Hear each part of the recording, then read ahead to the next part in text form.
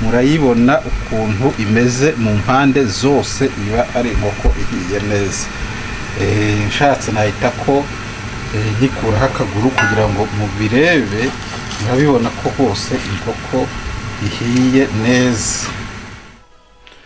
Gubwa Neza TV, reka twongere tubakire kandi tubahereze ikaze abakunzi ba Gubwa Neza TV, abakunzi bacu cyangwa se n'abanyeshuri bacu bo twigisha ibyo guteka. Uyu munsi rero twabateguriye inkoko yose, tugiye kubigisha uburyo ki ushobora guteka inkoko yose. Murabibona ni inkoko yose ukaba wayitunganije neza, wayibaze, wayogeje, wayikoreye isuku, noneho ukayotsa neza mu buryo bwa kijyambere. Aha n'umunyu na black pepper. Ibi rero ni umunyu wacu twavangiye mu birungo, niwo tugiye gukoresha kugira ngo inkoko yacu ize kuba imeze neza. Ikintu dukora cya mbere ni ukubanza, ikintu cya mbere dukora ni ukubanza tugafata umunyu wacu tukabanza tugasiga ya nkoko yacu. Inkoko yacu tubanza tuyifate tuyisige umunyu ahantu hose, imara akanya gakeya. Mu gihe turi gukata ibindi birungo, uyu munyu nawo uraba kareba mu ruhu rwayo. Hano niho tunyuriza ya mavuta yacu, hano tukabanza tukareba ahantu hose ko aya mavuta abasha kujyamo, kugira ngo mu gihe umuriro uraba uri gushya abe ari gushongera, abe ari kujya mu nyama. So inkoko yanjye rero ngewe ubu ngubu ndahamya neza kuko igihe nayihaye kigeze kuyikuramo neza nitonze. Reka nze nibereke rero ikikubwira ko nyine inyama y'inkoko yahiye, namwe mwirebe. Murabibona ko rwose yahiye, murebe namwe ukuntu imeze. Reka nze kugira ngo mubyitegereze neza, bihindure no ku rundi ruhande.